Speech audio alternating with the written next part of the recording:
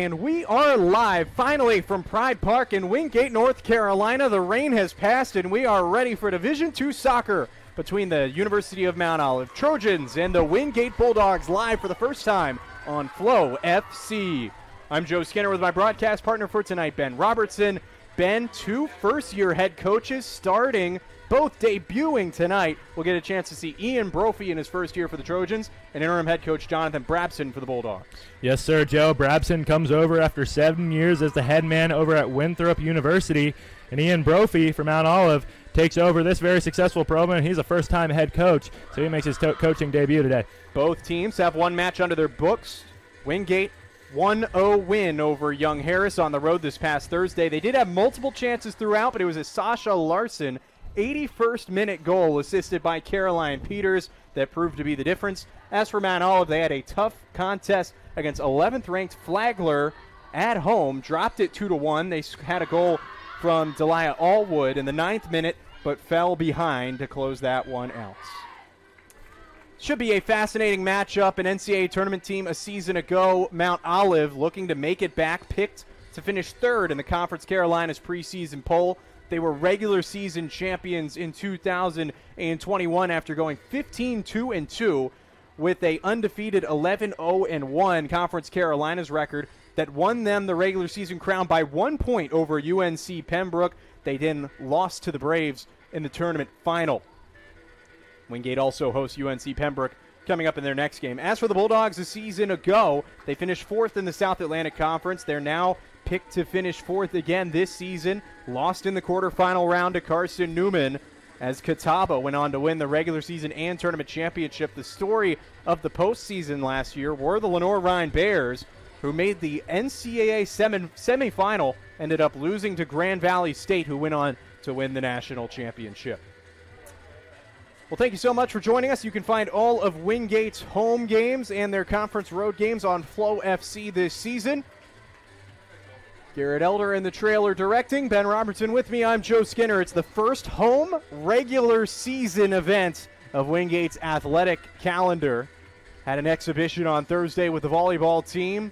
Had a couple of road games on Thursday as well. We are finally playing Wingate Athletics in the 2022-2023 year. We'll get to the starting lineups in just a moment, but Mount Olive will get things started.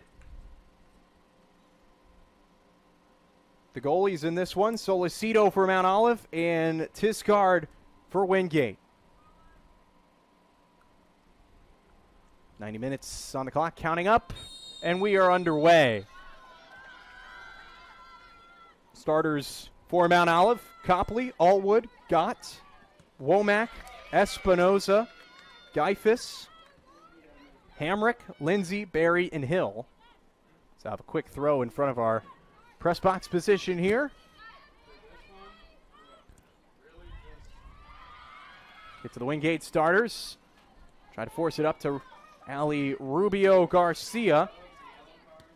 Larson, Rubio, Jess LaFrancis, Yasmin Cowley, Nicole Christie, Chandler Hendricks, Sophia Husted, Caroline Peters, Brianna Datillo, and Mia Davis, the starting 11 for the Bulldogs.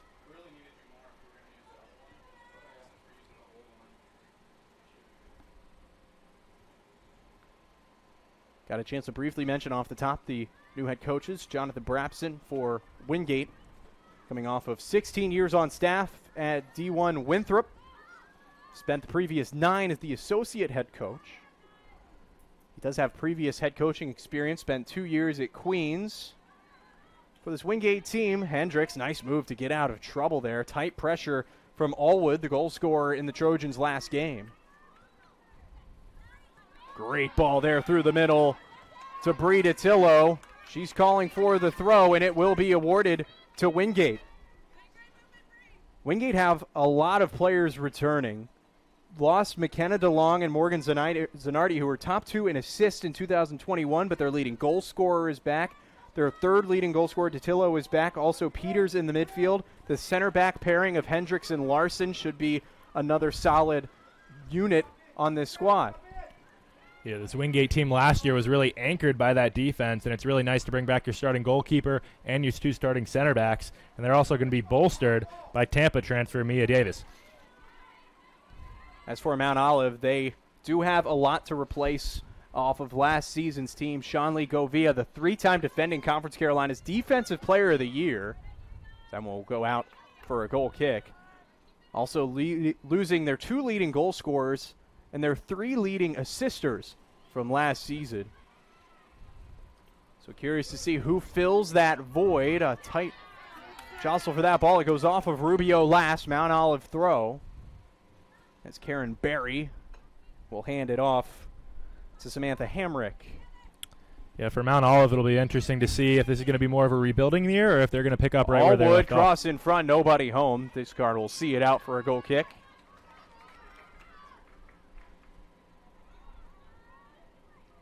This is the 10th meeting all time between the Bulldogs and the Trojans, and their first in 7 years.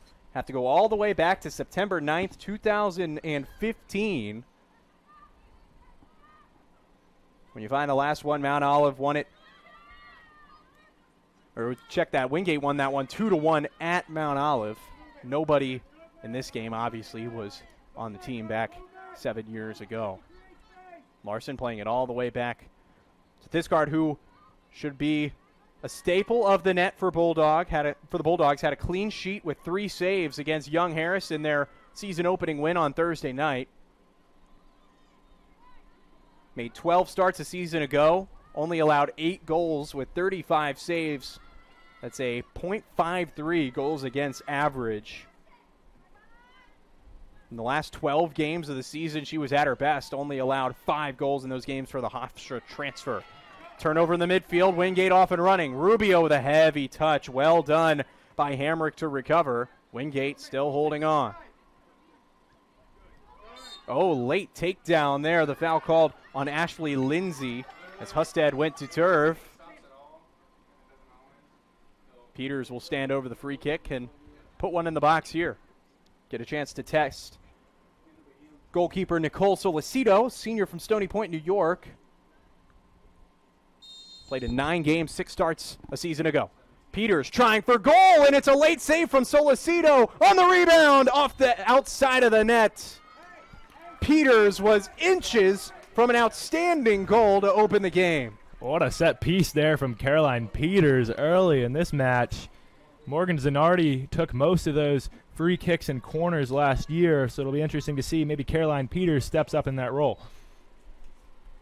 Solicito, 9 games, 6 starts last season, 3 goals against. She also was less than a half goal against average. Was a regular starter early in the 2021 campaign, but did not play in the last 5 contests for the Trojans. Oh, it gets by Larson, could be trouble. Davis fighting for it, and it comes away. Shot on goal, great save, Thisgard. Tiana Hill was in on goal as it goes off the leg of Thisgard, saves the opener. Could have been 1-0 Mount Olive very easily there. Tiana Hill, a sophomore midfielder from Durham, North Carolina, denied in front of net.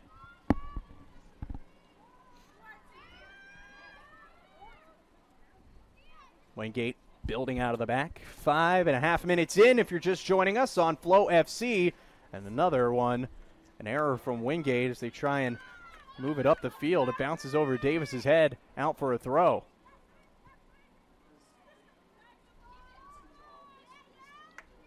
Wingate, after their road win to start the season, open up a 5-game homestand. See them next against UNC Pembroke on a Wednesday. Host Barton a week from today before the conference slate opens up with Anderson. Left-footed shot towards goal is well wide.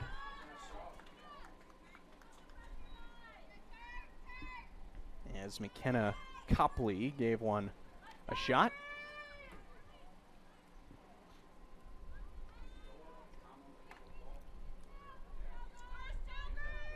Ian Brophy, the new head coach for Mount Olive. In his first season, spent the previous 5 years as an assistant at Florida Southern as Rubio draws the foul in midfield. Nice ball up the field there from Kat Thisgard.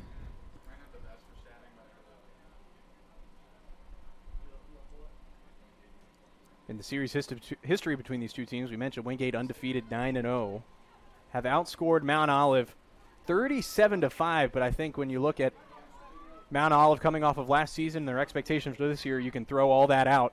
I think we should have a very entertaining match today. Peters puts one in towards the top of the box. Cleared away. Jaslyn Gott put her head to it. Larson on the all-sack defensive team last season was on the all-preseason team as she really impressed in her rookie season with Wingate. Didn't start in the beginning of the campaign, but really took hold of one of those center back positions alongside Kristen DiBiase, who left the program, graduated a season ago. Totillo gets beat to that ball. Samantha Hamrick got there. Yeah, Larson netted that own goal, the only goal in Wingate's Game 1 victory over Young Harris. It kind of was a bizarre goal late in the game. It was a loose ball on the Young Harris goal line that couldn't quite tell watching it on the stream. First glance, it looked like as Young Harris tried to clear it off the line, it deflected off of Larson and into the goal. Nevertheless, she got credit for the de facto game winner in the 1-0 win. Had about an hour of a lightning delay. This game was scheduled to start at 5 o'clock. Rain and lightning in the area has given way to a gorgeous night at Wingate, 82 degrees. No rain in the forecast for the rest of the evening. Yeah, you'd never know. It was pouring rain about an hour ago. Turned into a great North Carolina evening. Mm-hmm. Peters again over a free kick as Wingate load in the box. One-person wall represented by Melwin Geifus. Headed away. Comes free to LaFrancis. One of Wingate's 4 captains. Peters down the flank, gets by Geifus. Left-footed cross on its way in. Yasmin Cowley on it, trying to turn. Rubio looking for space. Now sent in by Totillo, low, blocked. Cowley again. Wingate calling for handball. Shot wide to the left.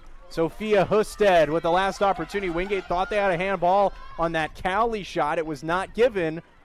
Wide open play to start this game. Both teams have had some great opportunities. Yeah, Wingate couple really nice chances there, and Mount Olive defender Jaslyn Gott, who has to really step up in a big way this year, standing strong at that center back position. Look at the high press for Wingate as they try and force a turnover. Rubio and Cowley up high.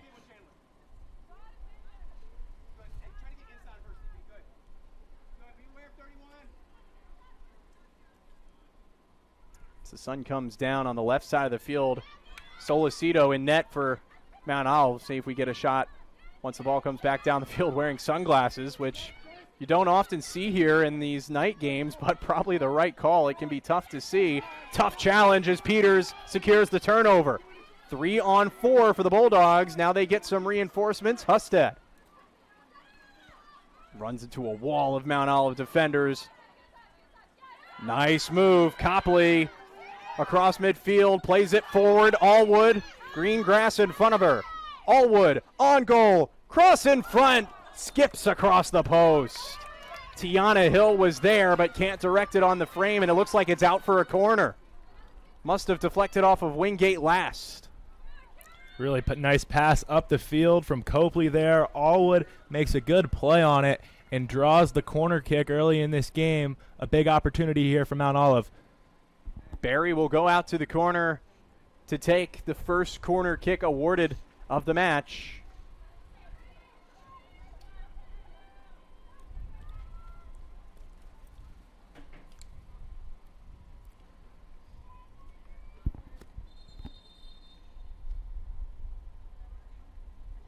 Referee separating some physical play before we get the corner on its way.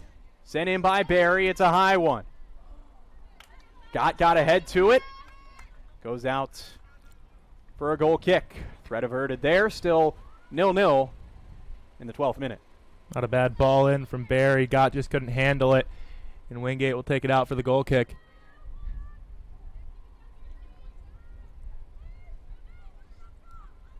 Wingate, we mentioned their returning production a moment ago. Garcia, their leading goal scorer, coming back. Peters, really the mover in the midfield, back to Tillo, their third leading goal scorer, along with their center back pairing. And the goalie towards goal. Another great opportunity for Jaslyn Gott, but it's deflected off of Hendricks for another UMO corner. Jaslyn Gott playing really far up the field, really pressing the issue. Gott's had some great opportunities. The senior defender from Swartz Creek, Michigan, played all 90 minutes of the Flagler match. Barry again out to the corner.